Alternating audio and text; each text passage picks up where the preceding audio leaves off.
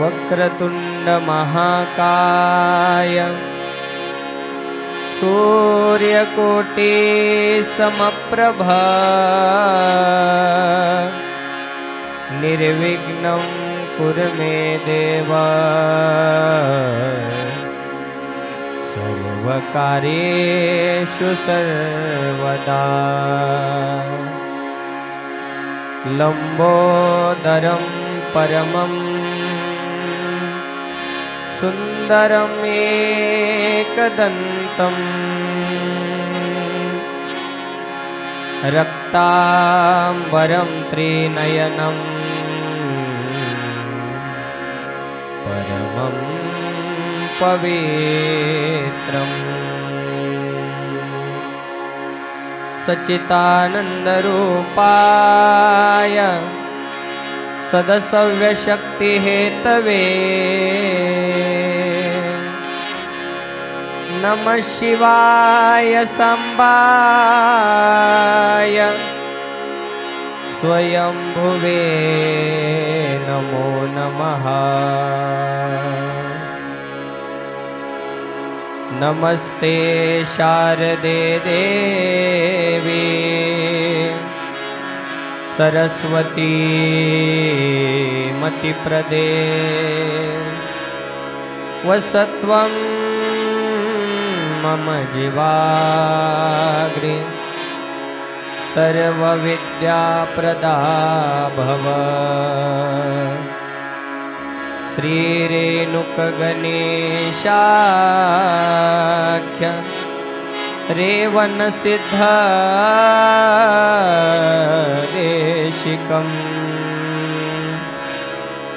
वीरशैवमताचार्य तं वन्दे जगद्गुरुम्। शिवे भक्ति शिवे भक्ति शिवे भक्तिर्भवे भवे अन्यथा शरणं नास्ति त्वमेव शरणं मम त्वमेव शरणं मम त्वमेव शरणं मम। नमः पार्वतीपतये शिव हर हर शिव महापुराण भगवान की कैलाशपति भगवान की ग्राम दैवत भगवान की पापनाश शंभु महादेव की बजरंग बली हनुमान की श्रीमज्जगद्गुरु पंचाचार्य महाराज की राष्ट्रसंत सद्गुरु शिवलिंग शिवाचार्य महाराज की सब शिवाचार्य महाराज की संत शिरोमणि मन्मथ स्वामी महाराज की सब साधु संत महाराज की हर हर जगज्योति महात्मा बसवेश्वर महाराज की छत्रपति शिवाजी महाराज की भारत माता की वंदे मानव धर्माचा धर्मानेच विश्वाला गौ माता की सरस्वती माता की अपने अपने माता पिता की नमः पार्वती पतये शिव हर हर।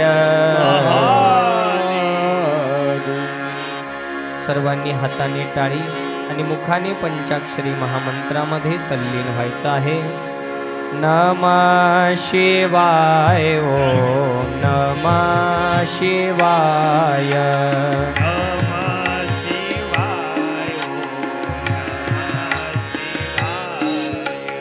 नमः शिवाय ओम नमः शिवाय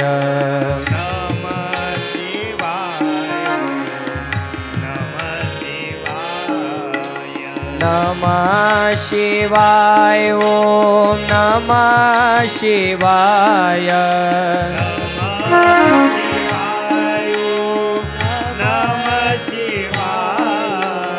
नमः शिवाय ओम नमः शिवाय नमः शिवाय ओम नमः शिवाय नमः शिवाय ओम नमः शिवाय।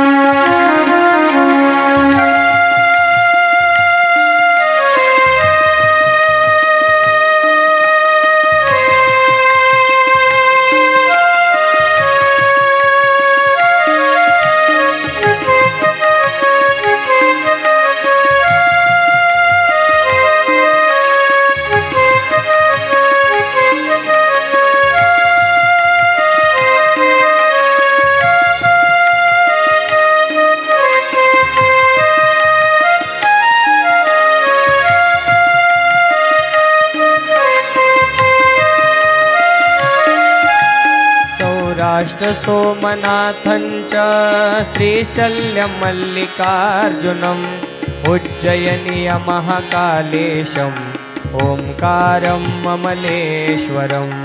नमः शिवाय ओम नमः शिवाय नमः शिवाय ओम नमः शिवाय। परल्यं वैजनाथञ्च डाकिन्यं भीमशङ्करं सेतुबन्धेतु रामेशं नागेशं दारुकावने। नमः शिवाय ओम नमः शिवाय नमः शिवाय ओम हे भोलेनाथ शिवाय। नमः शिवाय ओम नमः शिवाय नमः शिवाय ओम नमः शिवाय नमः शिवाय ओम नमः शिवाय नमः शिवाय ओम नमः शिवाय नमः शिवाय ओम नमः शिवाय।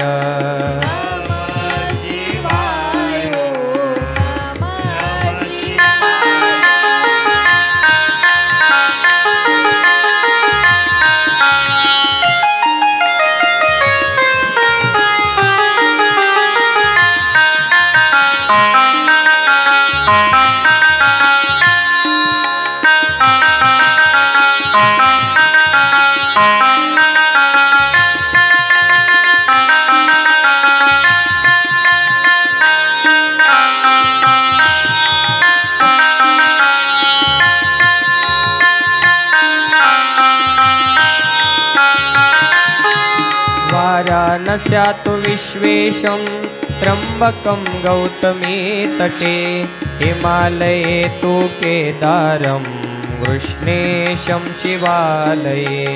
नमः शिवाय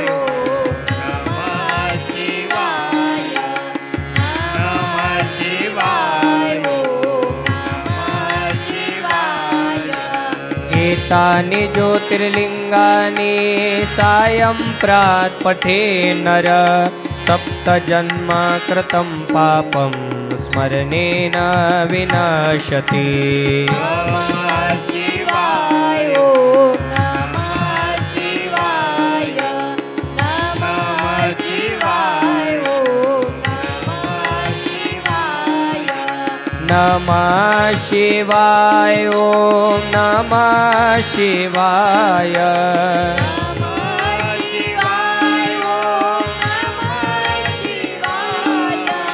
नमः शिवाय ओम नमः शिवाय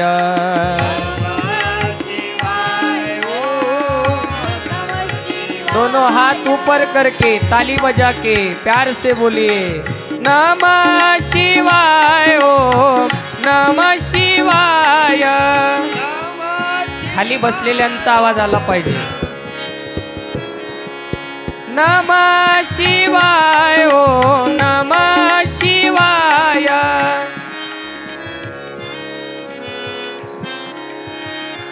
आवाज येऊ द्या आवाज। मला माहिती आहे तुम्ही सर्वजण भोजन करून आला आहात। भगवंताचं नाव घ्यायला कंजूसपणा नसला पाहिजे। हाताने टाळी, एक टाळी आणि मुखाने त्या पंचाक्षरी महामंत्रामध्ये तल्लीन व्हायचं आहे। जय भोले। नमः शिवाय ओम नमः शिवाय। जय भोले। नमः शिवाय ओम नमः शिवाय। जय भोले। नमः शिवाय नमः शिवाय हर हर भोले नमः शिवाय।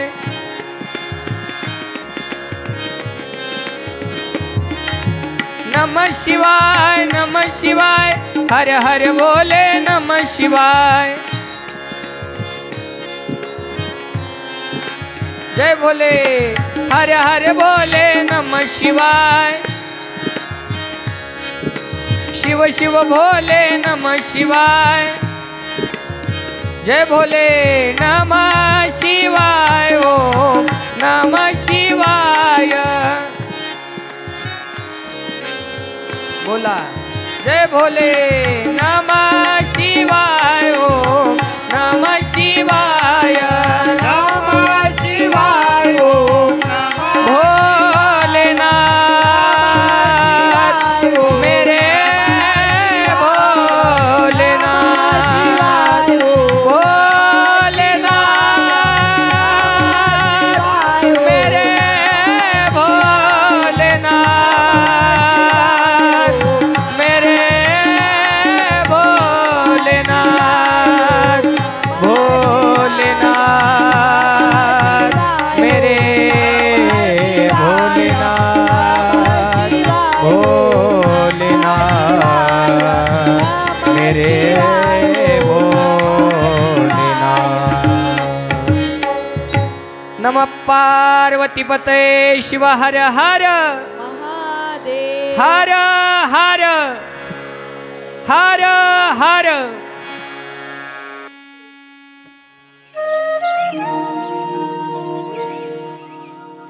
अनंत कोटी ब्रह्मांड नायक शाश्वत वैभवाचा स्वामी जगत पिता देवादी देव शंभू महादेवांच्या दिव्य चरणी अनंत कोटी साष्टांग प्रणिपात समर्पित करून कुलगुरु षटस्थल ब्रह्मी 108 श्री गुरु शांतवीरलिंग शिवाचार्य गुरु महाराज हिरेमठ संस्थान औसा जिल्हा लातूर जन्मदाते आई वडील या दोन्ही गुरुवर्यांच्या दिव्य चरणी अनंत कोटी साष्टांग प्रणिपात समर्पित करून चोराखळी नगरीचे ग्रामदैवत भगवान पापनाश शंभू महादेव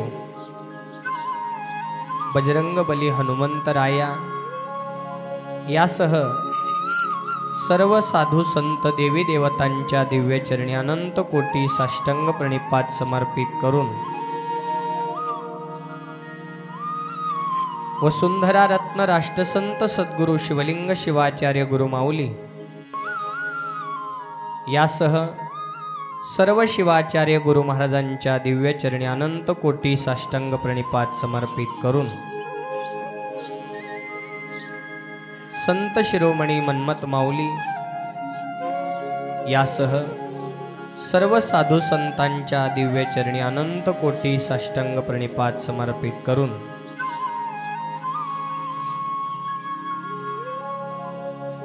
क्रांतीसूर्य जगत ज्योती महात्मा बसवेश्वर महाराज, हिंदवी स्वराज्याची स्थापना करणारे छत्रपती शिवाजी महाराज, आदी राजे महाराजे यांना वंदन करून पवित्र शिवक्षेत्र तीर्थक्षेत्र चोराखळी या परमपुण्यभूमीमध्ये यावर्षी या संगीतमय शिवकथेचं आयोजन नियोजन झालेलं आहे। आजच्या प्रथम दिवसीय शिवमहापुराण कथा श्रवण करण्यासाठी आलेले तुम्ही सर्व भाविक सद्भक्तगण, माता पिता बंधू भगिनी, आपणा सर्वांच्या हृदय मंदिरामध्ये विराजमान असणाऱ्या परमात्म्यरूपी भगवंताच्या दिव्य चरणी अनंत कोटी साष्टांग प्रणिपात समर्पित करून आजच्या प्रथम दिवसीय शिवमहापुराण कथेला प्रारंभ करत असताना चालत असलेला अखंड शिवनाम सप्ताह, ग्रंथराज परमरहस्य पारायण, संगीतमय शिवकथा ज्ञानयज्ञ सोहळा या नामयज्ञ सोहळ्याचे 13वे वर्ष, शिवकथेचं पहिलं वर्ष सर्व ग्रामस्थांच्या वतीनं सहकार्यानं ज्यांच्या जीवनातील घालवायच्या आहेत व्यथा त्यांनी ऐकायच्या आहेत शिवमहापुराण कथा। या कलियुगामध्ये मानवी जीवनाच्या उद्धारासाठी या शिवमहापुराण कथेचा महिमा आपल्या जीवनामध्ये त्यांनी अवलोकन करून घेतला आणि हट्ट करून परिश्रम घेऊन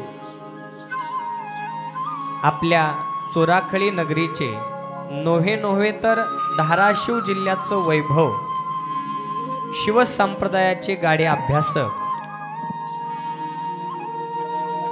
देव गावातच असतो, पण आपण त्या देवाचं दर्शन घेत नाही। इथून चालत आपण तुळजापूरला जाऊ, इथून चालत आपण कपिलधारला जाऊ, पण गावात असलेला देव आपल्याला मान्य नाही। तरी सुद्धा ज्यांनी अथांग परिश्रम घेऊन या शिवसंप्रदायाचा अभ्यास करून ज्यांना आम्ही एक संत महात्म्य म्हणून पदवी या ठिकाणी प्रदान करीत आहोत, स्वतः लेखनाच्या माध्यमातून या शिवमहापुराण कथेचं आयोजन ज्यांच्या अथांग परिश्रमातून झालेलं आहे असे आपणा सर्वांचे मार्गदर्शक माहेश्वर मूर्ती शिवभक्तपरायण काशीनाथ महादेव स्वामी महाराज चोराखळीकर, पौरोहित्य करणारे शिवभक्तपरायण माहेश्वर मूर्ती श्रीधर महारुद्र स्वामी महाराज चोराखळीकर यासह सर्व माहेश्वर स्वामी महाराज या नामयज्ञ सोहळ्यामध्ये पहाटे पासूनच्या शिवपाठापासून ते पुन्हा पहाटेच्या शिवपाठापर्यंत जे सेवा देणारे महिला पुरुष भजनी मंडळी आहेत, पापनाश शिवभजनी मंडळ चोराखळी, नामयज्ञ सोहळ्यामध्ये आजच्या प्रथम दिवसीय शिवमहापुराण कथेमध्ये ज्यांनी या शिवमहापुराण ग्रंथाचं पूजन केलेलं आहे, दाम्पत्य पद स्वीकारलेले शिवभक्तपरायण सौव श्री प्रमोद विलास आगरे परिवार या नामयज्ञ सोहळ्यामध्ये 1 रुपयापासून हजारो रुपयापर्यंत देणगी दान देणारी सद्भक्त मंडळी नामयज्ञ सोहळ्यामध्ये आजच्या पहिल्या दिवसापासून ते महाप्रसादाच्या दिवसापर्यंत अन्नदानाची सेवा देणारी सर्व भाविक सद्भक्त मंडळी, नामयज्ञ सोहळ्यामध्ये विण्याची सेवा देणारी सद्भक्त मंडळी, नामयज्ञ सोहळ्यामध्ये या मंदिर तरंजी उचलण्यापासून ते अंथरणाऱ्यापर्यंत, झाडून काढणाऱ्यापासून ते स्वच्छता देणारी सर्व सद्भक्त मंडळी, या नामयज्ञ सोहळ्यामध्ये अन्नदान बनवणारे, अन्नदान वाढणारे, सर्व सेवा देणारी सद्भक्त मंडळी, नामयज्ञ सोहळ्यामध्ये या संगीतमय शिवकथेसाठी ज्यांची सुंदर अशी साऊंड सिस्टम या ठिकाणी लाभणार आहे असे माऊली साऊंड सिस्टमचे ओनर कुमार सागर महाराजांचे परमप्रिय शिष्य असणारे शिवभक्त परायण अरविंद उर्फ बाबू साचने, त्यांचे चिरंजीव शिवभक्त परायण ओमकार अरविंद साचने परिवार सोबत विशाल दादा यासह या नामयज्ञ सोहळ्यामध्ये ज्यांनी संगीत शिवकथाकार कुमार सागर महाराज लोहारेकर व स्वरशिवानी संगीत संच कलाकार मंडळींच्या राहण्याची, प्रसादाची, स्नानपूजेची व्यवस्था केलेली आहे असे शिवभक्त परायण माहेश्वर मूर्ती काशीनाथ या संगीतमय शिवकथेसाठी संगीत साथ देण्यासाठी उपस्थित असलेले स्वरशिवानी संगीत संच कलाकार, गायनाचार्य, हार्मोनियम वादक शिवभक्त परायण दत्तात्रय कोल्ह्याप्पा अपसिंगेकर, कोरस गायक, शिवकीर्तनकार, गान कोकिळा शिवभक्त परायण परमशिष्य शिवलिंग महाराज साकोळकर, तबला वादक, तबला मार्तंड, तबला विशारद, आत्मीय बंधू आत्मलिंग महाराज लोहारेकर यासह आजच्या पहिल्या दिवसीय कथा श्रवण करण्यासाठी आलेले तुम्ही सर्व भाविक सद्भक्तगण, आपणा सर्वांचं व आत्तापर्यंत ज्यांचा नाम उल्लेख केलेला आहे त्या सर्वच भाविक सद्भक्तांचं पहिल्या दिवसीय शिवमहापुराण कथेमध्ये हार्दिक हार्दिक स्वागत करून आजच्या पहिल्या दिवसीय शिवमहापुराण कथेला प्रारंभ करत असताना आज फक्त आपण या शिवमहापुराण ग्रंथाचा परिचय श्रवण करणार आहोत। आपल्या समोर हा शिवमहापुराण ग्रंथ ठेवलेला आहे, तो साधारण एखादं पुस्तक नसून तर 18 पुराणांचा राजा, 4 वेद, 6 शास्त्र आणि 18 पुराणांचा राजा म्हणून ज्याचं नाव लौकिक आहे आपल्या समोर ठेवलेलं हे शिवमहापुराण ग्रंथ आहे। एखाद्या पुस्तकाचे लेखक तुम्ही आम्ही सामान्य जीव असू शकतो, पण या शिवमहापुराण ग्रंथाचा लेखक साधारण कोणी व्यक्ती नसून देवादिदेव शंभू महादेव आहे।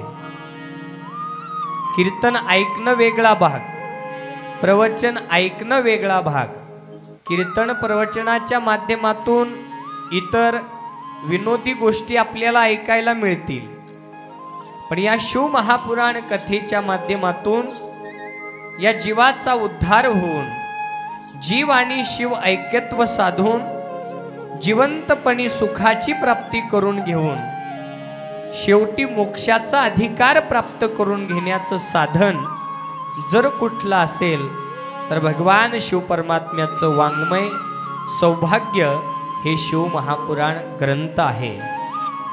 या शिवमहापुराण ग्रंथाची लीला आज या जगामध्ये प्रत्येक जीव या भक्तीच्या माध्यमातून अनुभवत आहे। कितीही मोठं संकट असू द्या, कितीही मोठं दुःख असू द्या, त्या दुःखातून त्या संकटातून दूर करणारा हे शिवमहापुराण ग्रंथ आहे। आणि तो देवांचा देव शंभू महादेव या भक्तांचं कल्याण करणारा आहे. आपुले कल्याण व्हावे ज्यांचे चित्ती, त्याने शिवाप्रती शरण जावे.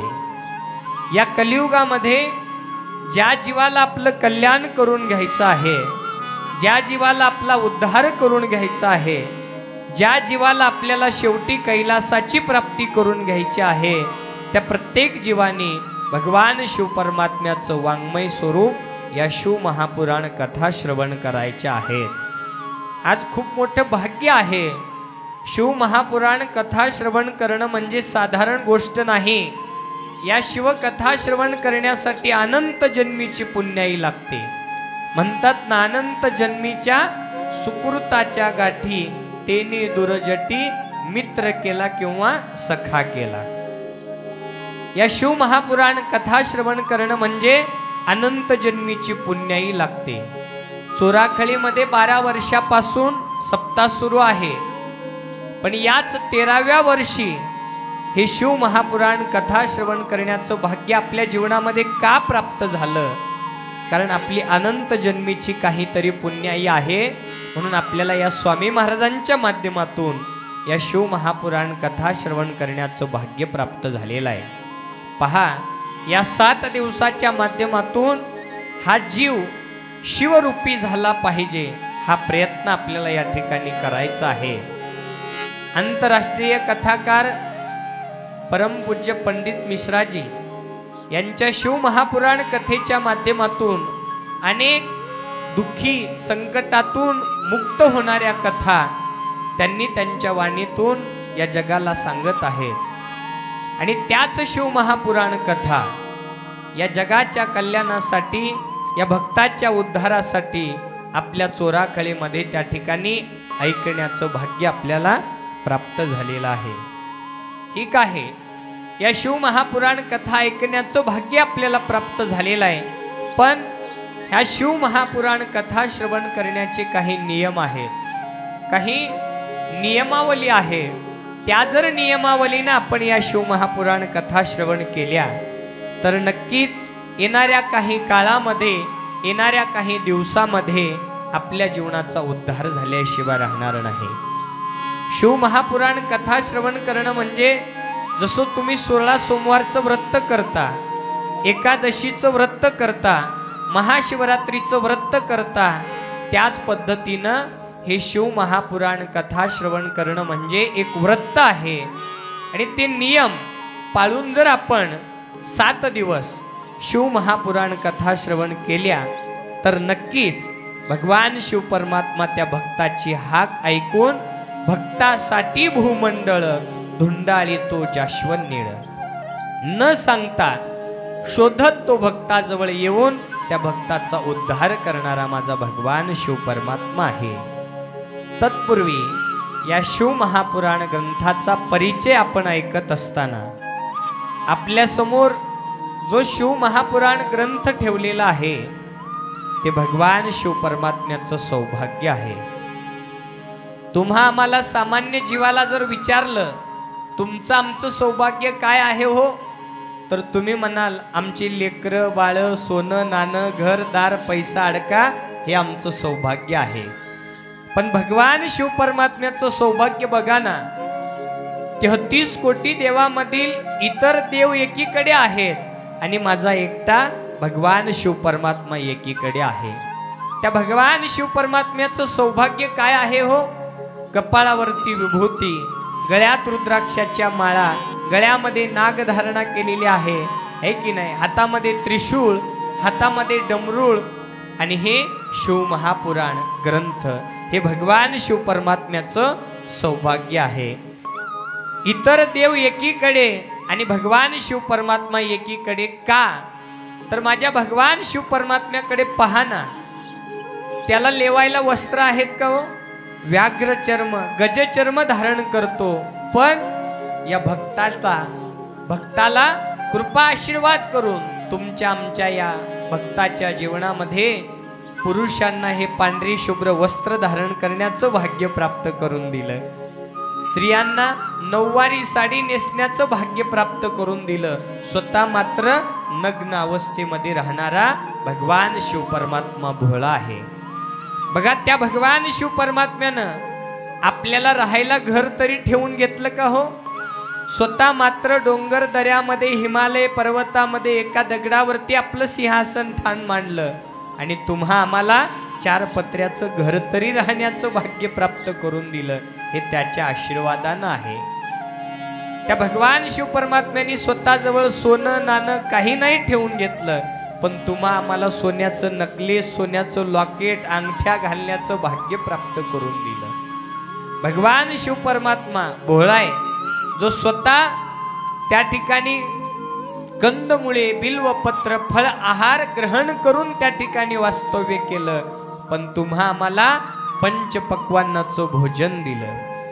असा तो दयाळू कृपाळू देवादी देव शंभू महादेव आहे. भोळा आहे, भोळा आहे, पण वेळ आल्यानंतर 3रा डोळा सुद्धा आहे. हे मात्र माणसाने लक्षात ठेवलं पाहिजे, आहे की नाही? त्यानं स्वतःला काही नाही ठेवून घेतलं, पण या जगाच्या कल्याणासाठी एकमेव या जगामध्ये पावणारा धावणारा जर देव कोण असेल तर देवादी देव माझा शंभू महादेव आहे. त्या शंभू महादेवांनी या सृष्टीची निर्मिती केलेली आहे. या शिव महापुराण कथेच्या माध्यमातून भगवान शिव परमात्म्यांनी ज्यावेळेस या सृष्टी निर्मितीला सुरुवात केलेली आहे, त्यावेळेस भगवान शिव परमात्म्याच्या शरीरापासून ब्रह्मदेवानी विष्णुदेवांची निर्मिती आहे. ब्रह्मदेवांकडे काय काम? जन्माला घालण्याचं काम आणि त्याचं पालन पोषण करण्याचं काम विष्णुदेवांकडे आहे, है की नाही? कुण्या साधू मुनी ऋषी मुनींनीच महादेवाची भक्ती केली नाही, तर या जगामध्ये, या ब्रह्मांडामध्ये, या सृष्टी निर्मितीमध्ये जेवढे काही देव आहेत त्या सगळ्या देवांनी माझ्या महादेवाची भक्ती केलेली आहे. बघायचंय तर पंढरीचा पांडुरंग परमात्मा घ्या. युगे 28 उभा तप करी, मस्तकी तो धरी शिवलिंग. 28 युगापासून डोक्यावरती शिवलिंग धारण केलेलं आहे. त्या भगवान शिव परमात्म्याची आराधना केली तेव्हाच पांडुरंग परमात्म्याला दैवत्व प्राप्त झालं. तुळजापूरची तुळजा भवानी माता घ्या, तिच्या सुद्धा दंडाला शिवलिंग धारण केलेलं आहे. बार्शीचा भगवंत घ्या, त्या भगवंताच्या सुद्धा डोक्यावरती भगवान शिव परमात्म्याची शिवलिंगाची साळुंक आहे, है की नाही? कोल्हापूरची महालक्ष्मी माता घ्या, त्या महालक्ष्मी मातेच्या सुद्धा दंडावरती शिवलिंग धारण केलेलं आहे. म्हणजे जेवढे जेवढे देव या ठिकाणी निर्माण झाले त्या प्रत्येक देवाने माझ्या भगवान शिव परमात्म्याची आराधना केली, कारण तो देवांचा तो देव शंभू महादेव आहे. सगळ्या देवांचा देव, म्हणूनच त्याला महान असणारा महादेव म्हणून नाव प्राप्त झालेलं आहे. त्या महादेवांच्या आज्ञेनं ब्रह्मदेवांनी या सृष्टी निर्मितीला सुरुवात केलेली आहे. सूर्य, चंद्र, आप, तेज, वायू पंचमहाभूतांची निर्मिती केली, पशु पक्ष्यांची निर्मिती केली. तदनंतर झाडी झुडप जेवढं काही या सृष्टी निर्मितीमध्ये लागणाऱ्या वस्तू आहेत त्या सगळ्या वस्तू ब्रह्मदेवांनी निर्माण केल्या आणि त्याचं पालन कोण केलं? विष्णुदेवांनी केलेलं आहे.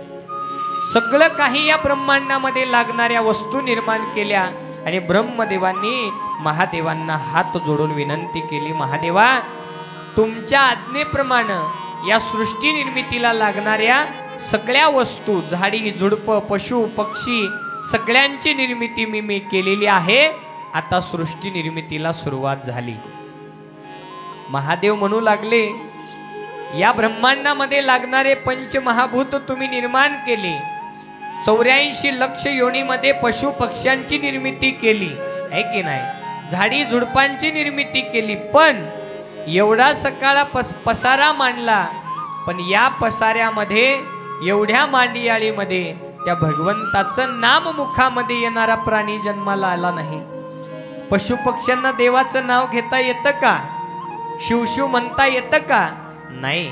महादेवांनी ब्रह्मदेवांना आज्ञा दिली, ब्रह्मदेवा तुम्ही या सृष्टीमध्ये लागणाऱ्या सगळ्या वस्तू निर्माण केल्या, पण या ब्रह्मांडामध्ये ज्याच्या मुखातून त्या भगवंताचं नाव आलं पाहिजे असा एक प्राणी जन्माला घातला पाहिजे.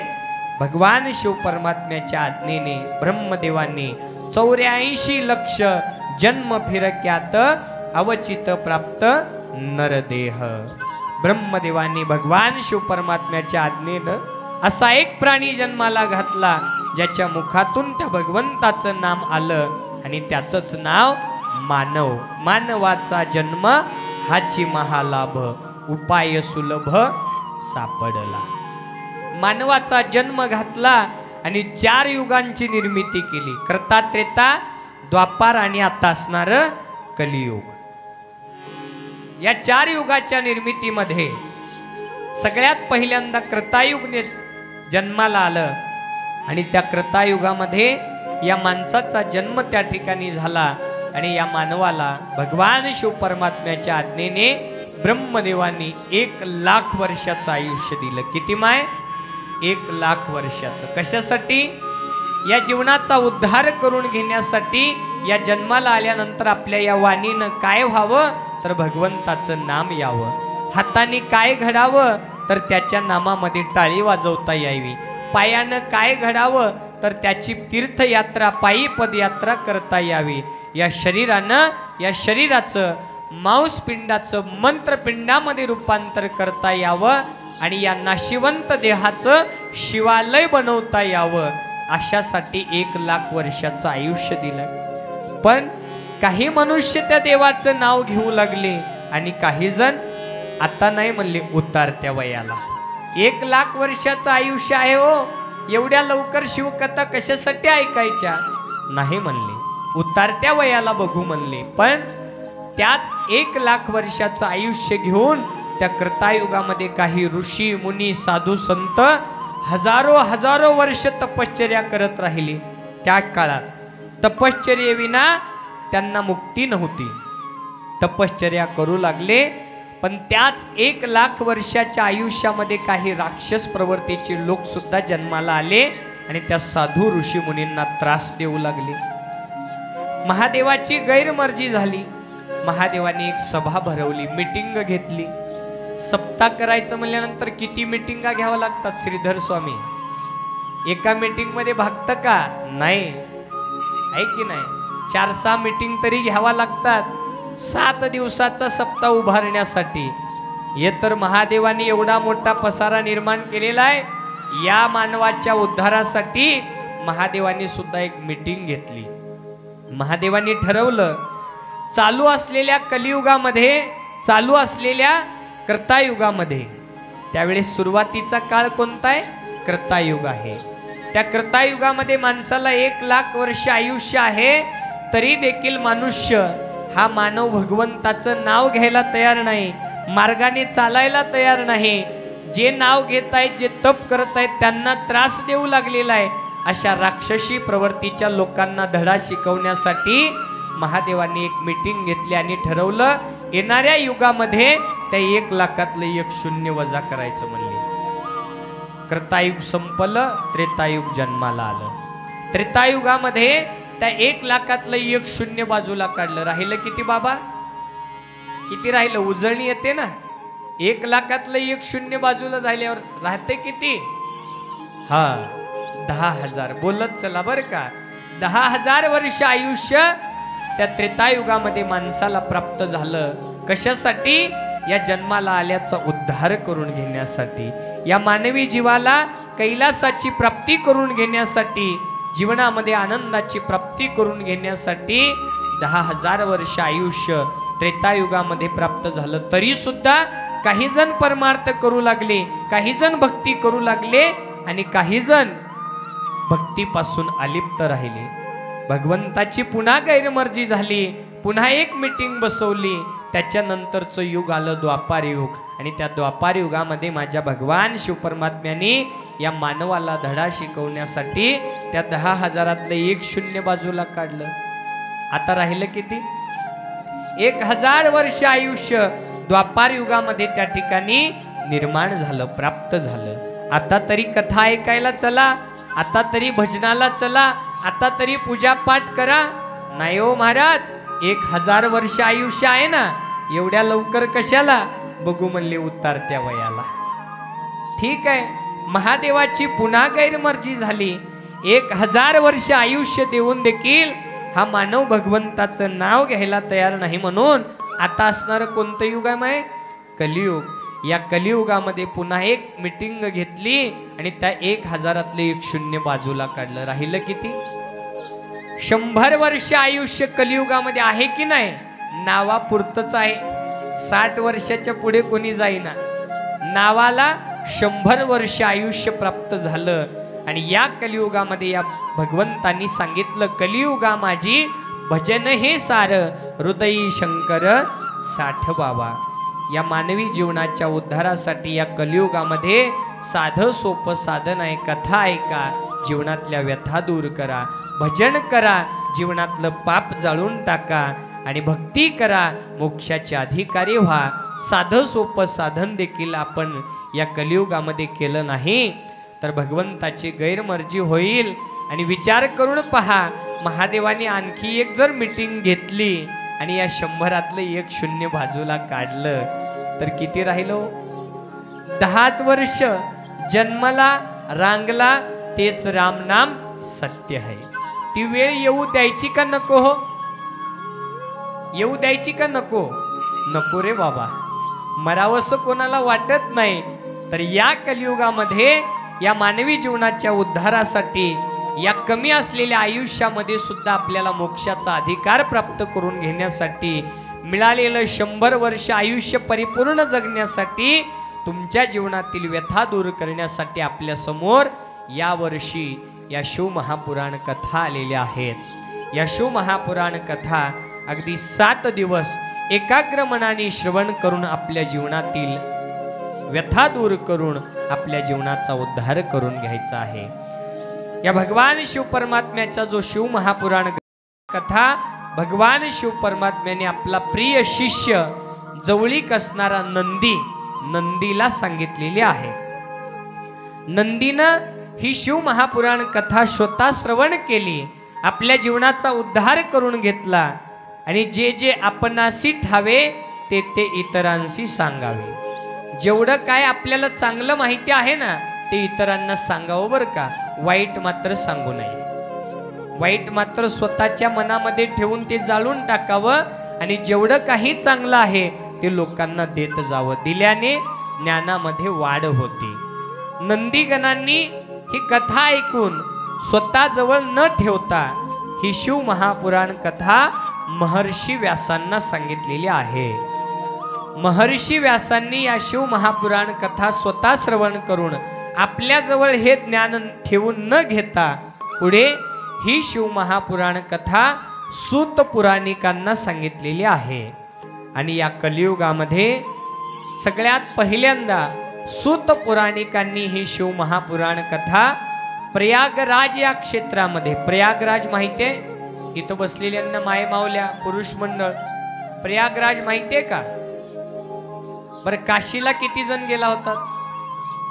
वा, बरेच जण गेले होतात. काशीला जाण्याच्या अगोदर इलाहाबाद नावाचं एक शहर लागतं, जिथं गंगा, यमुना, सरस्वती या 3 नद्यांचा संगम आहे. तिथं स्नान करून आपण पुढे काशी विश्वनाथाचं दर्शन घ्यायला काशी वाराणसीला जातो. त्याच इलाहाबाद नगरीला एक नाव आहे, तेच म्हणजे प्रयागराज.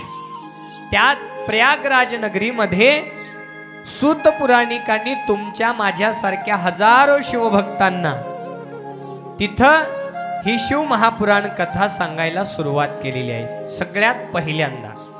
आणि सूत पुराणिकांनी ही शिव महापुराण कथा सांगत असताना या शिव महापुराण कथेचा परिचय दिलेला आहे. हा शिव महापुराण ग्रंथ आपल्या समोर ठेवलेला आहे. या शिव महापुराण ग्रंथामध्ये 24,000 श्लोक आहेत, 7 संहिता आहेत. एक एक कथा आपल्या जीवनामध्ये खूप काही आपल्याला शिकवून जाणार आहे, खूप काही गुह्य ज्ञान आपल्याला देऊन जाणारी आहे. फक्त आज परिचय ऐकून उद्यापासून बऱ्याच पापी दुराचारी भक्तांचा उद्धार या शिव महापुराण कथा श्रवणाने कशा प्रकारे झालेला आहे या कथा आपण उद्यापासून श्रवण करणार आहोत. आज या शिव महापुराण कथेचा परिचय आणि वृत्त नियमावली आपण श्रवण करणार आहोत. सूत पुराणिक या शिव महापुराण कथेचा परिचय देत असताना वर्णन करत आहेत, ज्या भूमीवरती ही शिव महापुराण कथा सांगितली जाते, ऐकली जाते, ती भूमी साधारण राहत नाही, तर ती भूमी म्हणजे साक्षात कैलास होऊन जाते. म्हणजे आपली ही चोराखळी नगरी, त्यातल्या त्यात या हनुमंतरायाची ही परमपुण्य भूमी नगरी म्हणजे साक्षात कैलास पर्वत झालेली आहे. महादेव म्हणता आहेत, त्या भूमीवरती जे भक्त कथा श्रवण करतात ते भक्त साधारण मनुष्य राहत नाहीत, तर ते माझी शिवगण होतात, भगवान शिवाला प्रिय होतात, असं भगवान शिव परमात्म्याने या शिव महापुराण कथेच्या माध्यमातून परिचय दिलेला आहे की नाही. एक एक शब्द म्हणजे पुष्परूपी शब्द आहे. बघा, भगवान शिव परमात्म्याचं एक एक वाङ्मय मी सेवक म्हणून तुमच्याकडे पोहोचवण्यासाठी आलेलो आहे.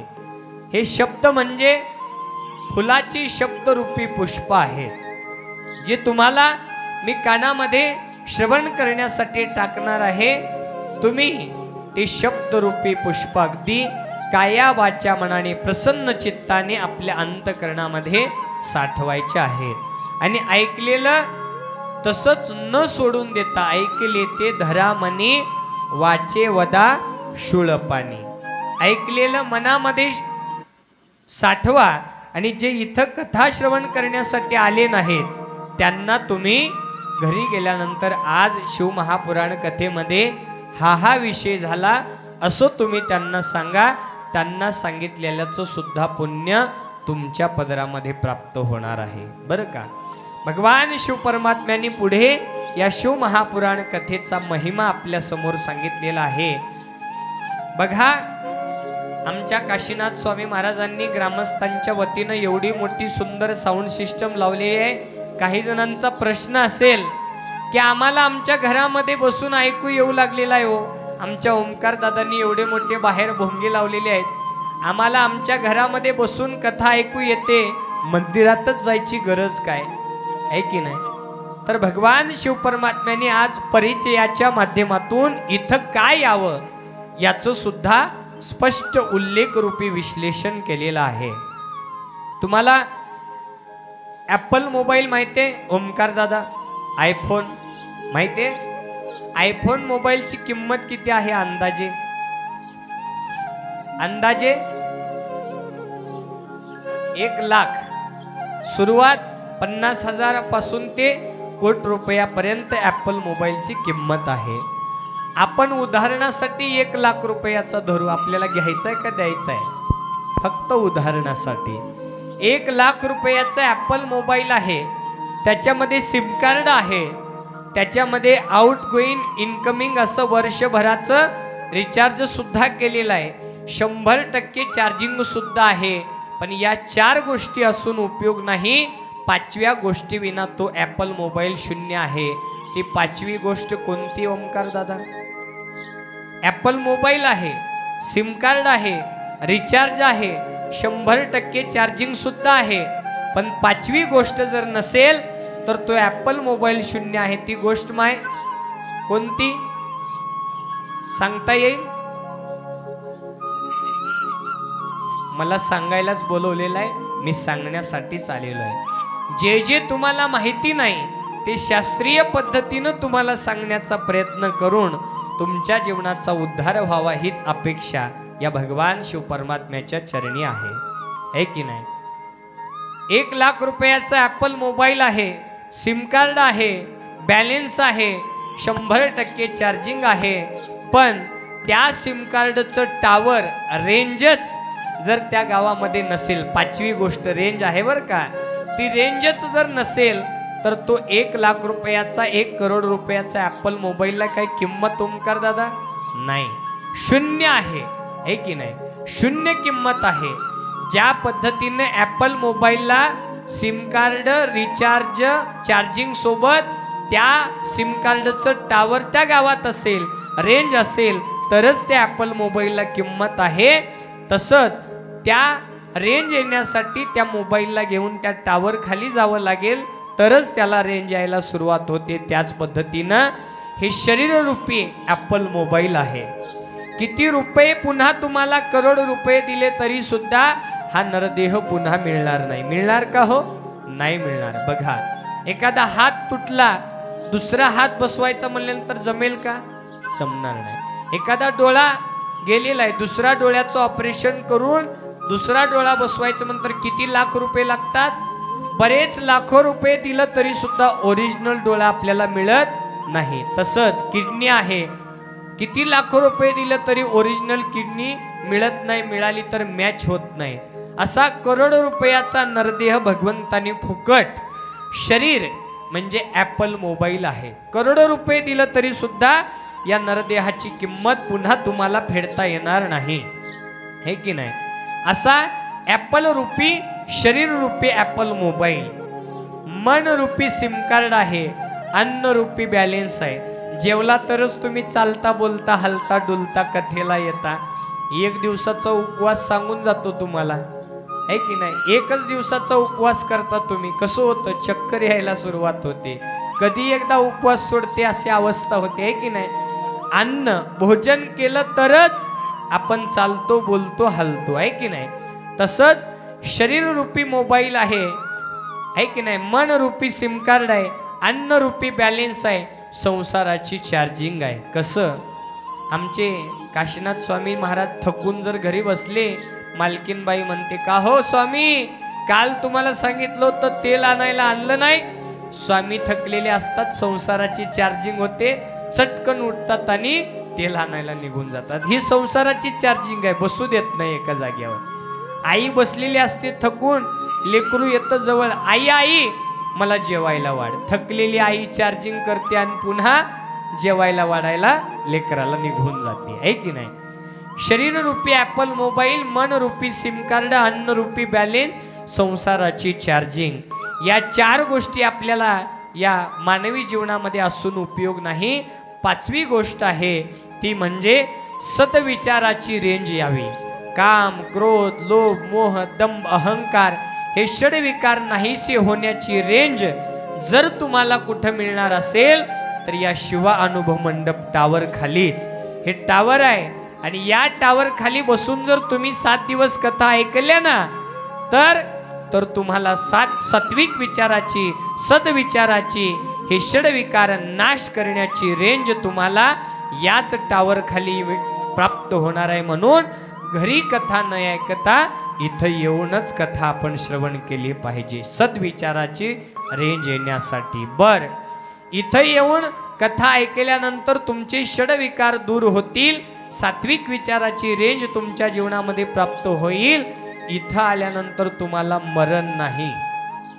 पाहोनी आईशा शिवभक्ताला यमही थरथरला. कोणत्या शिवभक्ताला? ज्याच्या कपाळावर विभूती आहे, गळ्यात इष्टलिंग रुद्राक्षाची माळ आहे, ज्याच्या मुखात पंचाक्षरी महामंत्र आहे, जो या शिव महापुराण कथेचं श्रवण करत आहे, तो भक्त या ठिकाणी त्या भक्ताला यम सुद्धा दुरूनच नमस्कार करतो. म्हणून जे या मंदिरामध्ये येऊन, मंदिर प्रांगणामध्ये येऊन कथा श्रवण करत आहेत ना, तेवढ्या जणांची 7 दिवस माझ्याकडे गॅरंटी आहे, तुम्हाला मरण नाही. 8व्या दिवशी मात्र फोन करायचा नाही. 7 दिवसापर्यंत गॅरंटी माझ्याकडे आहे, तुम्हाला मरण येणार नाही, झटका येणार नाही, कसला त्रास होणार नाही, रोगराई होणार नाही. इथं येऊन कथा श्रवण करा. आता एवढं सांगून देखील इथं तुम्हाला आल्यानंतर 3 गोष्टी करायच्या. मोकळं बसायचं नाही, हाताने टाळी, मुखाने पंचाक्षरी महामंत्राचा जप करत हात वरती करून जय जयकार. आणि तिसरी गोष्ट काय करायचंय? हाताने टाळी वाजवायची, मुखाने नाम घ्यायचंय आणि हात वरती करून जय जयकार करायचे. या 3 गोष्टी तुम्हाला करायच्या आहेत. कलियुगामध्ये फायदा सांगितल्याशिवाय शिवाय कुठलाच व्यक्ती कामाला लागत नाही. फायदा पाहिजे, आहे की नाही? आता हात वरती करून जय जयकार का करावे आजच सांगणार आहे, उद्यापासून सांगणार नाही. उद्यापासून तुम्ही 6 दिवस न सांगता जय जयकार सुरू झाला जय जयकार सुरू करायचा. हात वरी करून जय जयकार का करावे? कैलास पर्वत कुठं आहे? शास्त्राच्या मान्यानं पाताळात की वरती? वरती. भगवान शिव परमात्मा म्हणत आहेत, ज्या ज्या ठिकाणी भगवान शिव परमात्म्याची कथा सांगितली जाते, ऐकली जाते, तिकडे महादेवाचं लक्ष असतं म्हणतात. आता चोराकळीमध्ये कथा सुरू आहे, पण शिव पार्वती कैलासामध्ये बसून ही कथा श्रवण करतायत, भक्ताकडे लक्ष लावून आहेत.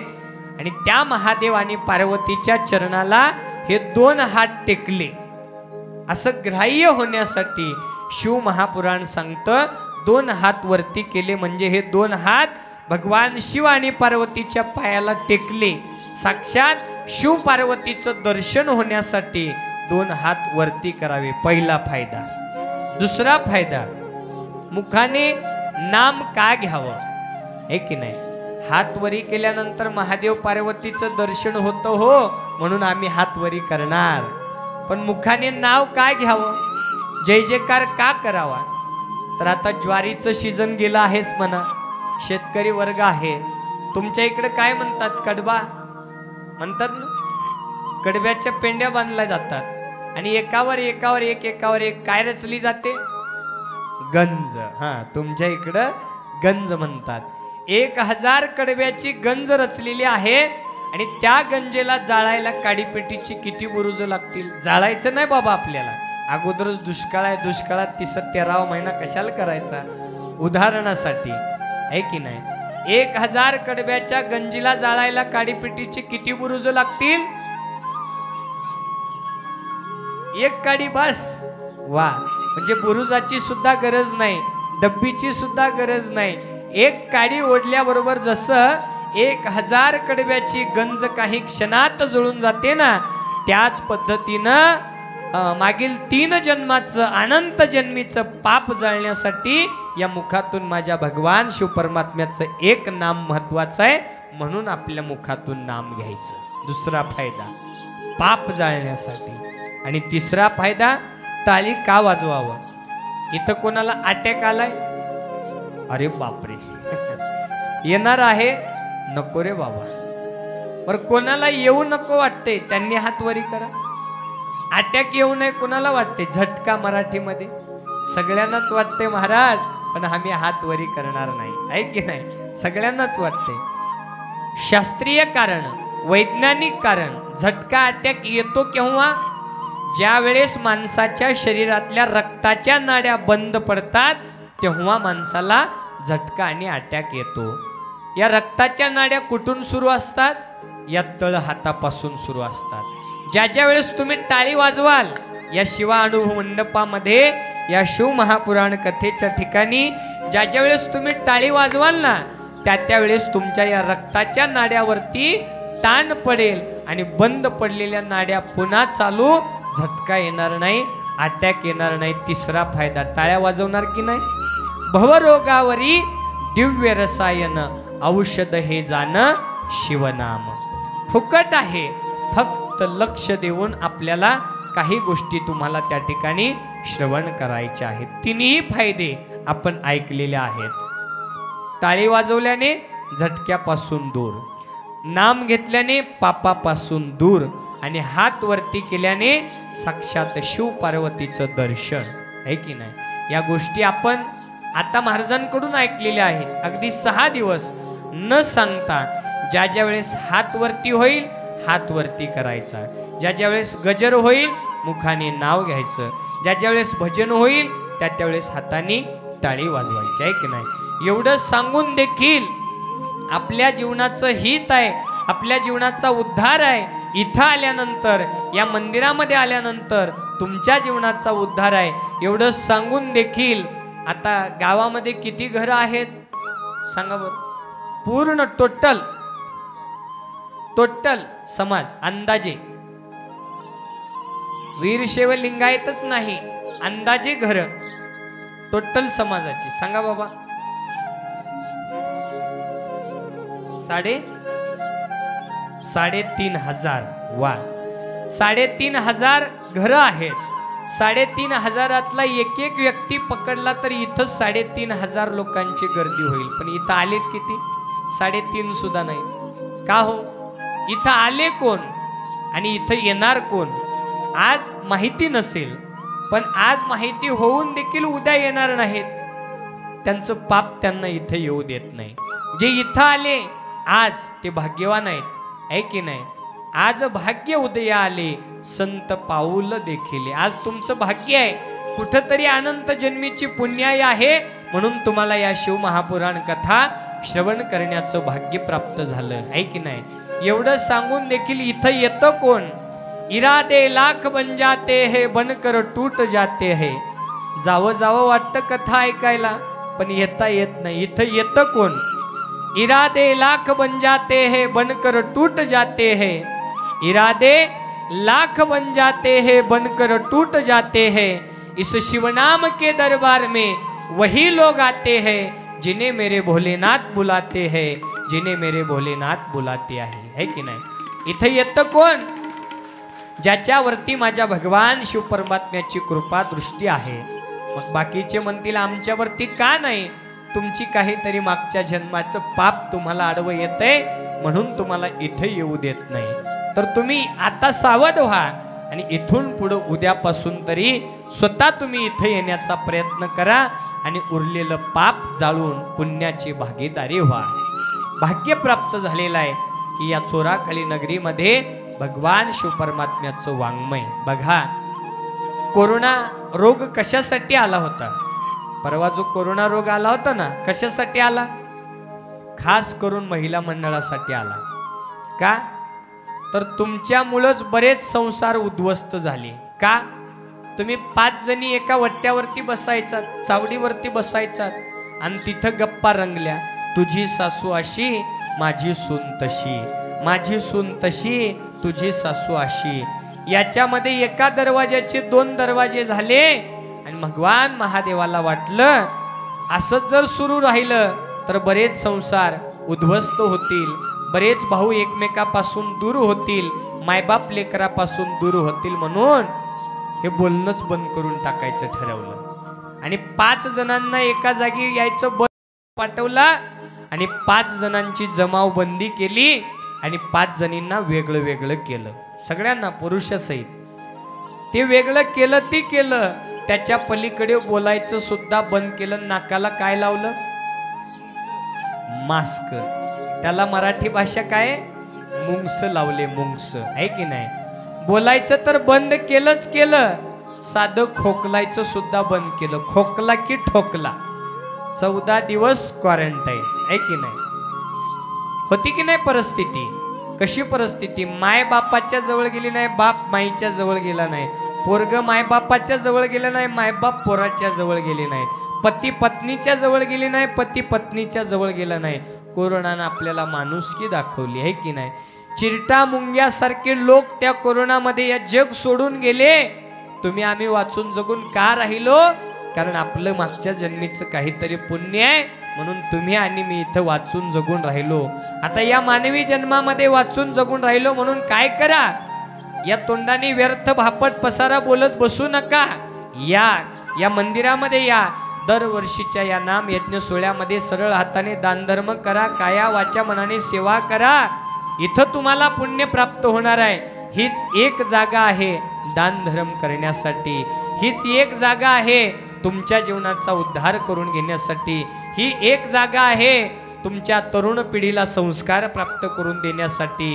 ही एकच जागा आहे जिथं जीवनामध्ये आनंद प्राप्त करून घेऊन शेवटी मोक्षाचा अधिकार प्राप्त करून घेण्याची जागा म्हणजे हे शिवा अनुभव मंडप अखंड शिवनाम सप्ताह.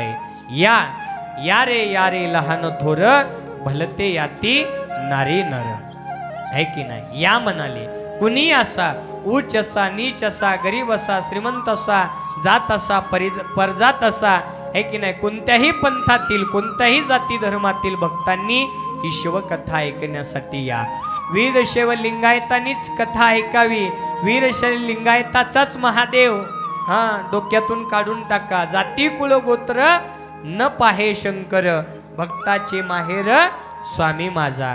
माझ्या महादेवाजवळ जात पात कुळ गोत्र काही चालत नाही बरं. काही पहिली गोष्ट डोक्यात घ्या. पहा, आज तुम्हाला सांगून जाणार आहे, जो तुमच्या पुढे शिवमहापुराण ग्रंथ ठेवलेला आहे ना, त्या ग्रंथामध्ये एका तरी लिंगायत वाण्याची कथा दाखवा, मी कथा करायचं सोडून देतो. एका तरी लिंगायत वाण्याच्या भक्तानं महादेवाची भक्ती केलेली दाखवा. नाही, भिल्ल आहे की नाही, भिल्ल कुळातील, परीट कुळातील, उच्च नीच कुळातील भाविक भक्तांनी त्या महादेवाची भक्ती केली आहे की नाही, आणि त्या भगवान शिव परमात्म्याला आपलंसं केलेलं आहे. जास्तीत जास्त ब्राह्मणांच्या कथा या शिव महापुराण कथेमध्ये ठेवलेल्या आहेत. म्हणजे महादेव तुमचाही नाही, आमचाही नाही, तो देव सर्वांचा आहे. शरण आलेल्या भक्तांना तारणारा भगवान शिव परमात्मा आहे. हे आपण उद्याच्या कथेमध्ये सिद्ध करून दाखवणार आहोत की महादेव कोण्या एकट्या लिंगायत वाण्याचा नाही, तर महादेव सर्वांचा आहे की नाही. अशा भगवान शिव परमात्म्याच्या कथा वाचून जगून आपण या ठिकाणी राहिलेलो आहोत. वेळ वाया न घालवता या नियमावलीनं उद्यापासून 6 दिवस आपल्याला कथा श्रवण करायच्या आहेत. तर भगवान शिव परमात्म्यांनी सांगितल्याप्रमाणे आपण या मंदिरामध्येच येऊन कथा ऐकाव्या. ऐकत असताना कशा ऐकाव्या, नियमावली सांगितलेली आहे. शिव महापुराण कथा श्रवण करत असताना जमलंच तर नियमावली सांगितलेली आहे. बघा, या नियमावलीचं पालन करून जर तुम्ही कथा ऐकल्या तर लवकर फळ प्राप्त होईल, आणि नियमावलीचं पालन नाही केलं तर उशिरा फळ प्राप्त होईल, पण फळ मिळणारच आहे. तर शिव महापुराण कथा श्रवण करत असताना शिव महापुराण कथा श्रवण करण्याचा पहिला नियम आहे, जमलंच तर कथा श्रवण करण्यासाठी येत असताना स्नान करून शुचिर्भूत होऊन स्वच्छ वस्त्र परिधान करून शिव महापुराण कथा श्रवण करण्यासाठी आलं पाहिजे. पहिला नियम, जमलंच तर. दुसरा नियम आहे, शिव महापुराण कथा श्रवण करण्यासाठी येत असताना जमलंच तर जोडीनं यावं म्हणली. किती जण जोडीनं आले कथेला? हातवरी करा. वाह, 1 2 3 4 5 6 7 जणी तरी आहेत बाबा, जोडीनं आले. बाकीच्यांनी जमलंच तर उद्यापासून. भांडण करू नका, नाहीतर जाचाल आणि भांडण करचाल. महाराजांनी उद्यापासून कथेला जोडीनं आलं पाहिजे म्हणलंय, जरा प्रेमानं म्हणून पहा. आलं तर चांगलं आहे, नाही आलं तर त्याहून चांगलं आहे. दोघांपैकी एक जण तरी करते, त्याचं पुण्य त्यांच्या पदरामध्ये पडणार आहे की नाही. जोडीनं कथा काय ऐकाव्या, तर उद्यापासून ज्या कथा होणार आहेत त्या कथेचा परिणाम आपल्या संसारामध्ये आपल्या लेकरा बाळावरती पडावा आणि आपला संसार आनंदीमय सुखमय व्हावा. दोघांनी ऐकलं तर दोघंही सत्य मार्गाने वाटचाल करतील. पत्नी येते कथेला, काहीतरी ऐकते आणि त्यांच्या आहोला सांगायला जाते, अहो महाराजांनी असं सांगितलंय बरं का, आपण असं वागूया. त्यांचे आहो त्यांना म्हणतात, हे बघ तुझे महाराज, तुझी कथा, तुझं मंदिर, तुझं सप्ताह, तू आणि ते बघून घ्यायचं, माझ्याकडे काय यायचं नाही. असं होतं. त्यासाठी जोडीनं कथेला आलं पाहिजे. जमलंच तर. तिसरा नियम, कथेला येत असताना इथं आपल्या लहान लहानशा मुला मुलींना कथेला घेऊन आलं पाहिजे. इथं जास्त गरज त्यांची आहे. माय संस्कार देणारी शाळा, संस्कार देणारं शिबिर जर कोणतं असेल तर हे 7 दिवसाचं शिबिर आहे. वाम मार्ग, वाईट विचाराची तुम्हाला कुठं शाळा काढायची गरज नाही. वाईट विचार, वाम मार्ग पावलोपावली आपल्या मुला मुलींना मिळू लागलेले आहेत. पण संतांचं चरित्र, भक्तांच्या कथा शिव महापुराण कथेच्या माध्यमातून त्या लेकरांच्या कानावरती पडतील आणि वाम मार्गाला, वाईट मार्गाला चाललेले आपले लेकरं सत्य मार्गाने वाटचाल करून आई वडिलांच्या आज्ञेचं पालन करतील. यासाठी उद्यापासून जमलंच तर TV लावून न देता, मोबाईल हातामध्ये न देता त्यांना कथेला घेऊन यायचं. जमलं तर आणा. तुम्हाला जर संसारामध्ये दुःख नको असेल, आपली लेकरं वाम मार्गाला जावं असं वाटत नसेल, तर त्यांना नक्की उद्यापासून कथा श्रवण करण्यासाठी घेऊन या. शिव महापुराण कथेचा पुढील नियम, कथा श्रवण करण्यासाठी आल्यानंतर कपाळावरती त्रिपुंड्र विभूती असावी. ती विभूती ओरिजिनल असली पाहिजे. आता तुम्ही जी विभूती लावताय तो चुना आहे की नाही, पांढरं पांढरं दिसायला आहे ना, तुम्ही बाजारातून घेऊन आलात ती विभूती नाही, ते ओरिजिनल विभूती नाही. ओरिजिनल विभूती कशी असते, कशी बनते, ते आपण उद्यापासूनच्या कथेमध्ये श्रवण करणार आहोत बरं का. गोमय भस्म भगवान शिव परमात्म्याच्या शरीरापासून बनलेल्या 5 गायी आहेत आणि त्या गायीच्या शेणापासून बनलेलं गोमय भस्मच ओरिजिनल भस्म आपल्याला कपाळाला धारण करायचंय. ते भस्म थोडंसं दिसायला काळपट असतं, तेच भस्म कपाळावरती धारण केलं पाहिजे. ते कसं आहे, कुठं मिळतं, उद्या आपण ऐकणार आहोत. आता जे आहे ते लावून या. विभूती, कुंकाचा टिळा, गळ्यामध्ये इष्टलिंग, रुद्राक्षाची माळ, वारकरी संप्रदाय असेल तुळशीची माळ गळ्यामध्ये राहावी. कथा श्रवण करण्यासाठी येत असताना जमलं तर, नाही जमलं तर जसं आहे तसं. शिव महापुराण कथेचा पुढील नियम आहे, 7 दिवस कथा श्रवण करत असताना या 7 दिवसाच्या माध्यमातून जमलंच तर आपण आपल्या आई वडिलांची सेवा करा. 8व्या दिवशी पुन्हा बाहेर काढलं तरी चालेल. 7 दिवस कमीत कमी आपल्या आई वडिलांची सेवा करा, कारण आई वडिलांची सेवा हीच ईश्वराची सेवा आहे. महादेव म्हणतो तुम्ही इथं येऊन कथा ऐकता, भजन कीर्तन करता, रात्रंदिवस जागर करता, इकडं शिव शिव म्हणता आणि घरात आईबापांना उपवाशी ठेवता, त्यांना दुःख देता आणि मग म्हणता देव पावत नाही, आहे की नाही. सुद्धा आई वडील सुद्धा ईश्वरापेक्षा कमी नाहीत. ईश्वराच्या अगोदर आपण आपल्या आई वडिलांची सेवा करा 7 दिवसाच्या माध्यमातून. जमलंच तर 8व्या दिवशीचं पुन्हा मी सांगितलंच आहे तुम्हाला, त्याच्या पुढेच नियम सांगितलेला आहे. शिव महापुराण कथा श्रवण करत असताना जमलंच तर 7 दिवसाच्या माध्यमातून खोटं बोलायचं नाही.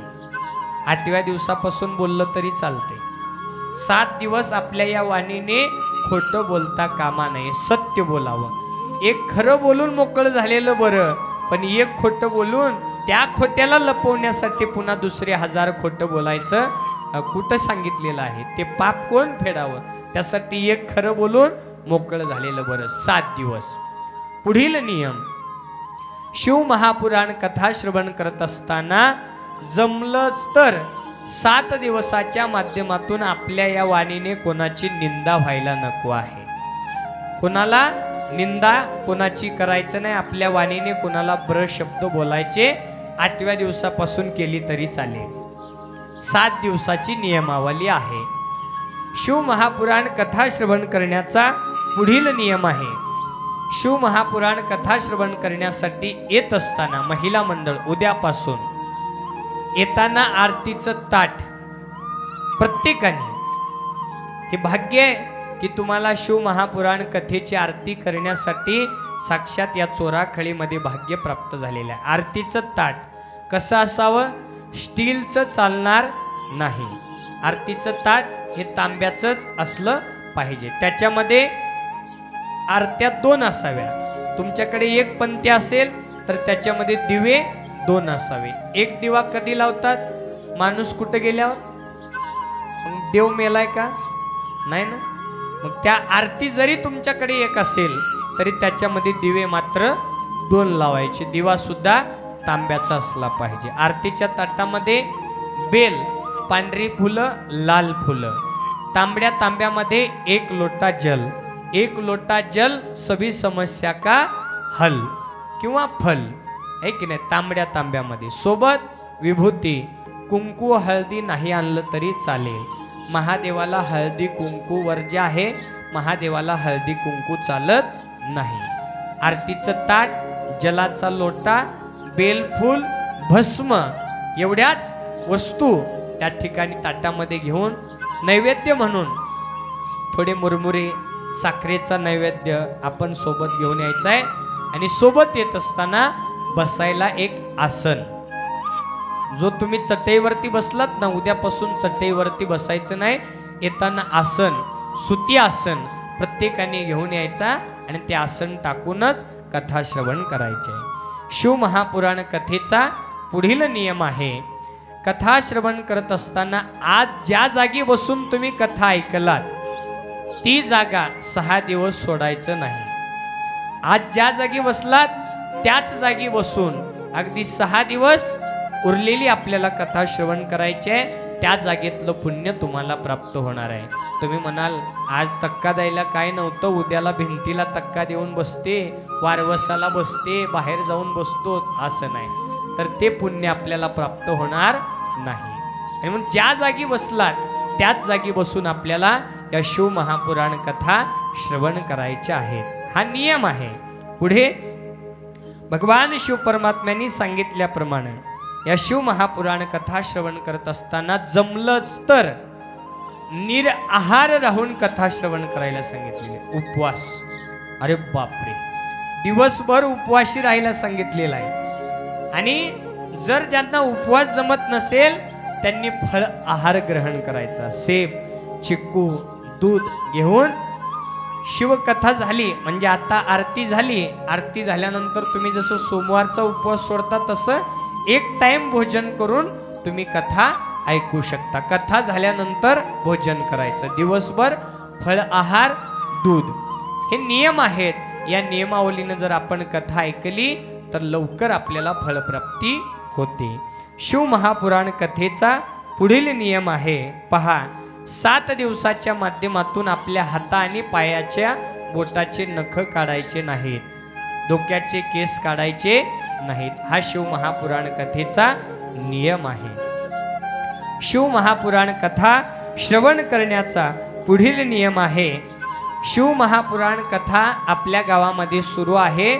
7 दिवसाच्या माध्यमातून आपण या कथेला पाठ देऊन बाहेर गावी जायचं नाही. 7 दिवस दुःखाचं काम सोडून, आहे की नाही, सुखाच्या कामाला 7 दिवस आपण बाहेर गावी जायचं नाही, पाठ देऊन जायचं नाही. तरच आपल्याला या शिव महापुराण कथेचं फळ प्राप्त होणार आहे. देवाने मला 2 हात दिले, तुम्हाला किती दिले? 2च ना. तर शिव महापुराण कथा श्रवण करण्याचा नियम आहे.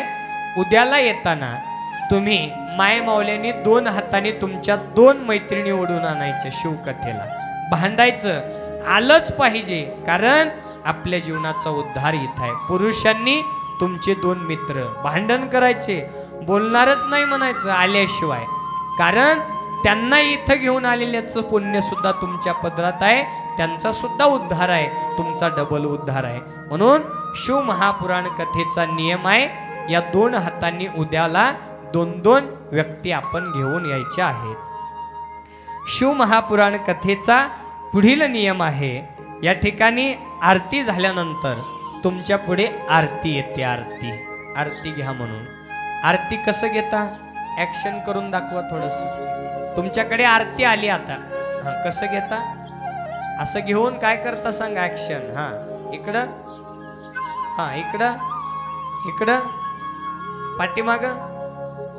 वा, काही जणांनी बरोबर सांगितलं, काही जणांनी चुकीचं सांगितलं. आरती त्यांच्या पुढे आली, काही जणांनी आरती घेतली आणि डोळ्यालाच लावली, काही जणांनी आरती घेतली आणि केसालाच लावली. डोळ्याला लावणाऱ्यासाठी सूचना आहे, थंड वाजायली का? केसाला लावण्यासाठी सूचना आहे, पांढऱ्याचे काळे होणार आहेत का? आरती घेण्याचा सुद्धा शास्त्रीय नियम आहे शिव महापुराण कथेमध्ये. आपण आपल्या समोर आरती आल्यानंतर दोन्ही हातांनी आरती घेऊन आपल्या हृदय मंदिरावरती असणाऱ्या इष्टलिंगाला, हृदय मंदिरामध्ये असलेल्या त्या भगवान शिव परमात्म्याला समर्पित करायची बरं का आरती. आजपासून माहीत नव्हतं, माहीत करून घ्या. आणि आरती हृदय मंदिरातल्या इष्टलिंगाला भगवान शिव परमात्म्याला अर्पित करा, कारण तो हृदय मंदिरामध्ये आसन मांडून बसलेला आहे. म्हणून तर माझ्या मनमत माऊलीनं म्हणलं ना, माझे हृदय भुवन करा आपुले सिंहासन. हृदयामध्ये त्या भगवान शिव परमात्म्याचं सिंहासन आहे, त्या हृदय मंदिरावरती आपल्याला ती आरती समर्पित करायची आहे. तदनंतर जंगम माहेश्वर मूर्ती शिव महापुराण कथा सांगण्यासाठी तुम्हाला भाग्यरूपाने प्राप्त झालेले आहेत स्वामी महाराजांच्या अथांग परिश्रमातून. तर गुरु महाराजांचं, स्वामींचं दर्शन घेत असताना तुम्ही कसं घेता? पायाचं दर्शन कसं घेता? थोडं दाखवा बरं इकडं. बऱ्याच जणांनी बरोबर सांगितलं. बरेच जण काय करतात, स्वामी महाराजांच्या पायावर आपले 2 हात ठेवतात आणि त्याच्यावर आपलं मस्तक ठेवतात. म्हणजे तुमच्याच तुम्ही पाया पडालात हातावच्या, तेवढे तरी उपकार कशाला. काही जणांनी महाराजांच्या अंगठ्यालाच हात लावला आणि झटका दिल्यासारखा केला. काही जणांनी महाराजांना दुरूनच पाहिलं आणि हात जोडून निघून गेले. हा नमस्कार इथं नाही. एकतर साष्टांग नमस्कार घातला पाहिजे. साष्टांग नमस्कार म्हणजे तुम्ही देवीला दंडवत घालता की नाही, त्या पद्धतीनं गुरु महाराजांच्या समोर दंडवत घालून.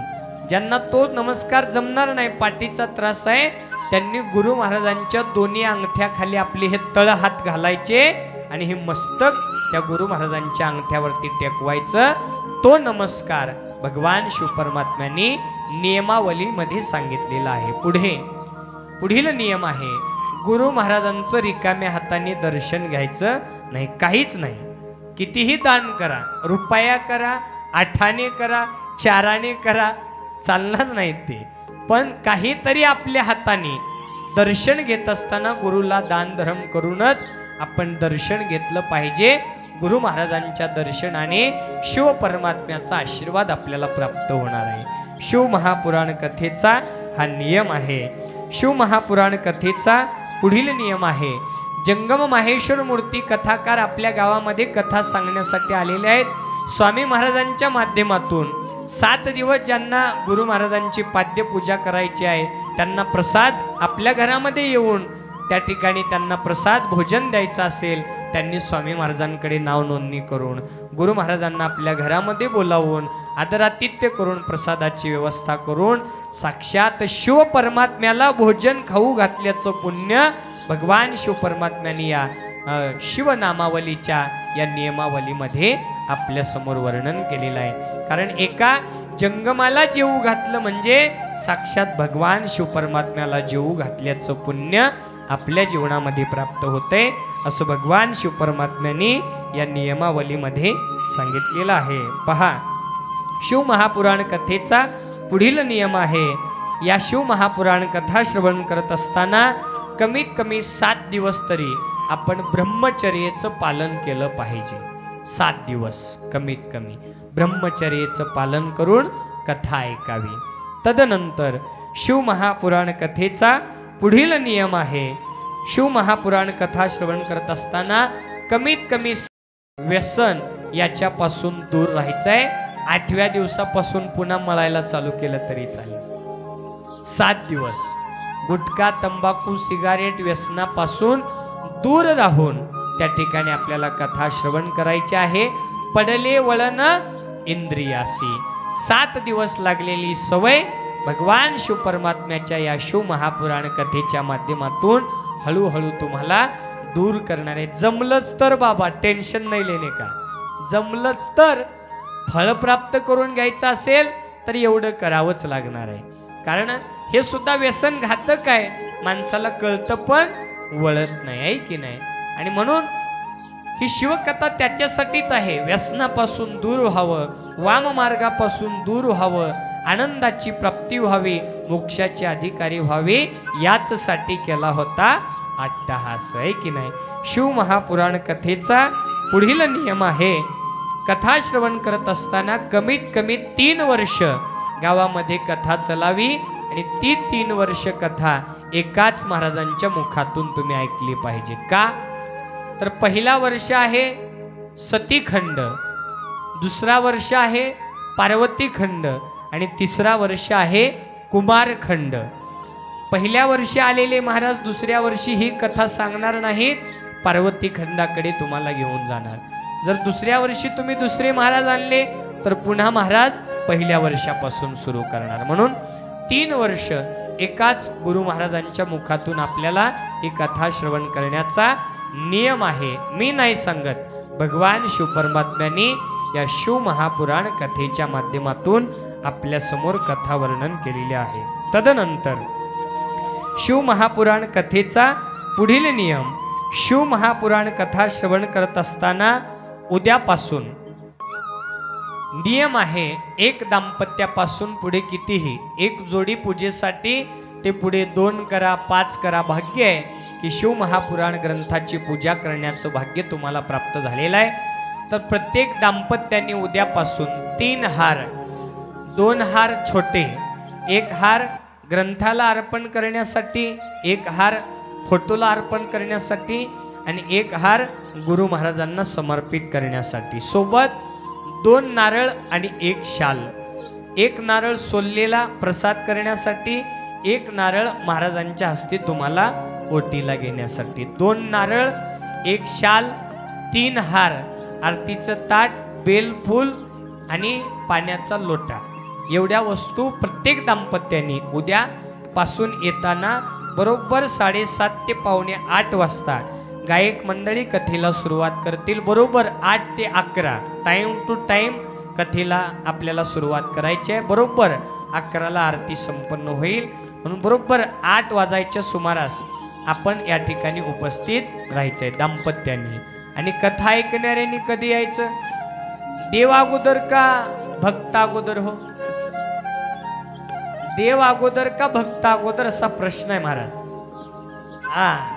वा, असे संत सोबत कथेला असले की नाही, कथा सांगायला थोडासा उत्साह येतो आहे की नाही. भक्त अगोदर, कारण देव बसलाय मंदिरात. देवाला कधी किंमत आहे? ज्या वेळेस भक्त जाऊन त्याची पूजा करेल, त्याचा नट्टापट्टा करेल, त्याला अभिषेक करेल, त्याला जेल वाहील, फूल वाहील, हार घालील, भस्म लावील, तेव्हा त्या देवाला त्या ठिकाणी शोभा येते. आणि जर भक्त मंदिरात नाही गेला, देव एकटाच बसलेला आहे. म्हणून देवाच्या अगोदर भक्त आहे आणि नंतर देव आहे. त्याच्या अगोदर आता गुरु अगोदर का शिष्य अगोदर? आता तुम्ही मान्य केलं ना शिष्य, तर उद्यापासून महाराज येण्याच्या अगोदर तुम्ही सर्वांनी येऊन कथेला बसलं पाहिजे. या गायक मंडळींचं गायन ऐकायला तुम्ही उद्यापासून गर्दी करून त्या ठिकाणी कथेला आलं पाहिजे आणि नंतर महाराजांचं स्वागत त्या ठिकाणी झालं पाहिजे. तदनंतर शिवमहापुराण कथेचा पुढील नियम आहे पहा. शिवमहापुराण कथा ज्या गावामध्ये लावली जाते, पहिल्या दिवशी आणि शेवटच्या दिवशी मिरवणूक काढली जाते ग्रंथाची. बरं का, आपलं पहिलं वर्ष आहे. पहिल्या वर्षी आपल्याला पहिल्या दिवसाची मिरवणूक करता आली नाही, म्हणूनच महादेवानी वारं सोडलं, थोडंसं तिसरा डोळा उघडला. बरं का, शेवटच्या दिवशी का होईना 7व्या दिवसाच्या शिवमहापुराण कथेची सांगता झाल्यानंतर प्रसादाच्या दिवशी का होईना थोडी गुरु महाराजांच्या समवेत आपण ग्रंथाची मिरवणूक काढणार आहोत. बरं का, हा नियम आहे. तदनंतर शिवमहापुराण कथा श्रवण करण्याचा पुढील नियम आहे, आजपासून ते पुढल्या वर्षीची कथा होईपर्यंत महिला मंडळ, पुरुष मंडळ ज्यांना जमेल त्यांनी एक 5-50 रुपयाचा एक गल्ला आणायचा. गल्ला तो फायबर असू द्या, तुमच्या सोयीनं एक गल्ला तयार करायचा आणि त्याच्यावरती एक पांढरी चिठ्ठी लिहायची, अखंड शिवनाम सप्ताहासाठी आमच्या संसारातून देणगी स्वरूपात दान. जो कल करे सो आज करो, जो आज करना है वो अभी एक पल में करना है. ज्यांना जमेल त्यांनी उद्यापासून स्टार्ट, आहे की नाही, आणि ज्यांना नाही जमेल त्यांनी 8व्या दिवसापासून स्टार्ट, पण स्टार्ट करायचंच आहे. एक गल्ला आणायचा आणि दिवसाचे फक्त आपल्या संसारातून मोजून 5 रुपये त्या गल्ल्यामध्ये टाकायचे. कशासाठी? अखंड शिवनाम सप्ताहामध्ये उत्तरोत्तर पुढच्या वर्षी सुद्धा अशाच प्रकारे, याच्यापेक्षाही सुद्धा चांगल्या प्रकारे कथेचं आयोजन व्हावं, यासाठी दिवसाचे 5 रुपये आपण इकडे तिकडे खर्च करतो. आपल्या संसारातून इकडे तिकडे बरेच पैसे वायपट खर्च होतात. दान करण्यासाठी त्या गल्ल्यामध्ये 5 रुपये टाकायचे आणि पुढच्या वर्षीचा सप्ताह आला, सप्ताहाच्या 5व्या दिवशी, लक्षात ठेवा, सप्ताहाच्या 5व्या दिवशी तो गल्ला संयोजन समितीकडे तुमच्या नावाने गुप्तरूपी दान म्हणून समर्पित करायचा. ते दान केलेल्याचं फळ भगवान शिवपरमात्मा तुम्हाला देणार आहेत. कसं देणार आहेत ते आपण उद्यापासूनच्या कथेमध्ये ऐकणार आहोत. हा संकल्प आहे, हे दान करण्याची पद्धत आहे, नियमावली आपल्याला त्या ठिकाणी ऐकायची आहे. तदनंतर शिवमहापुराण कथेचा शेवट, लास्ट नियम, कथा रिकाम्या ऐकू नका. उद्याला कथेला येत असताना एक पाण्याचा नारळ, कशासाठी? मनामध्ये संकल्प करा. ज्यांच्या संसारामध्ये भांडण तंटे आहेत, आहे की नाही, सतत किरकिरी होते, वादविवाद, घरामध्ये उदास प्रवृत्ती आहे, बरेच वर्ष आपल्या मुलामुलींचा विवाह होत नाही, योग येत नाही, त्या प्रत्येक संकटाचं तुम्ही चिठ्ठीवरती त्याचं नाव लिहा. व्यसनापासून दूर होण्यासाठी, घरातले वादविवाद दूर होण्यासाठी, आपले जे काही थांबलेले काम पूर्ण करण्यासाठी, विद्यार्थ्यांना विद्या प्राप्त होण्यासाठी, ओटी संतती नाही त्या संतती प्राप्तीसाठी, अशा बऱ्याच समस्येवरती माझ्या भगवान शिवपरमात्म्याची कथा फलदायी ठरणार आहे. पाण्याचा एक नारळ, त्याच्यावरती पांढऱ्या चिठ्ठीवरती ज्याचं संकट आहे त्याचं नाव आणि त्याला पांढऱ्या दोरीने बांधून उद्याला कथेला आल्याबरोबर चटकन ग्रंथाला स्पर्श करून या ग्रंथाच्या खाल्ल्या बाजूला आपले नारळ ठेवायचेत. 7व्या दिवशी गुरु महाराज त्या नारळाची पूजा सांगून तुम्हाला नारळ ओटीला देतील आणि तदनंतर त्या ठिकाणी ती पूजा कशी करायची संकल्प रूपाने भगवान शिवपरमात्म्या तुम्हाला आशीर्वाद देतील आणि तुमच्या जीवनाचा उद्धार करतील. संकल्प बोलूनच तुम्हाला उद्यापासून त्या ठिकाणी कथेला बसायचं आहे आणि तदनंतर राहिलेल्या 6 दिवसामध्ये आपण या चालत असलेल्या अखंड शिवनाम सप्ताहासाठी आमच्या काशीनाथ स्वामी महाराजांसह सप्ताह संयोजन समितीकडे आपली यथोचित देणगी राहिलेल्या 6 दिवसामध्ये त्या ठिकाणी जमा करावी आणि आपल्या धनातून एक देणगी दानाचं पुण्य आपल्या जीवनामध्ये प्राप्त करून घ्यावं. कारण दान करण्यासाठी ही एक जागा सुपात्र आहे. याच ठिकाणी केलेलं दान तुमचं पुण्याच्या जागी जातं. ज्याला दान करण्याची गरज नाही असे दारी भिकारी सुद्धा येतात, पण ते दान घेऊन ते मदिरा प्राशन करतात. ते दान तुम्हाला पापामध्ये टाकणार आहे. म्हणून दान कुठं करावं तर अशा या नाम यज्ञ सोहळ्याच्या ठिकाणी 6 दिवसाच्या माध्यमातून यथोचित दान धर्म करावं. कारण एक कथा लावायची म्हणलं की जवळजवळ 1-1 लाख रुपये या कथेचा खर्च असतो. गुरु महाराजांचा दक्षिणा आहे, गायक वादकांचा खर्च आहे. हे महाराजांनीच करू जाणं. महाराजांनी यथोचित संकल्प केला आणि अशा या लाखो रुपयाच्या या शिव महापुराण कथेचं आयोजन तुम्हा सर्वांच्या सहकार्याच्या माध्यमातून त्यांनी केलेलं आहे. त्यांना या ठिकाणी या 6 दिवसाच्या माध्यमातून आपण या ठिकाणी देणगी देऊन सहकार्य करावं. महाराज या ठिकाणी नाव नोंदणी करून देणगी घेतील. एवढं या आजच्या प्रथम दिवसीय शिव महापुराण कथेमध्ये सांगून आज जेवढी जेवढी नियमावली आपण ऐकलेली आहे त्या नियमावलीचं पालन करून ज्यांना जमेल त्यांनी त्या नियमावलीचं पालन करावं आणि उद्यापासून बरोबर 8 वाजता शिव महापुराण कथा श्रवण करण्यासाठी यावं. आज जे ऐकलं ते उद्याला तुम्हाला ऐकायला मिळणार नाही.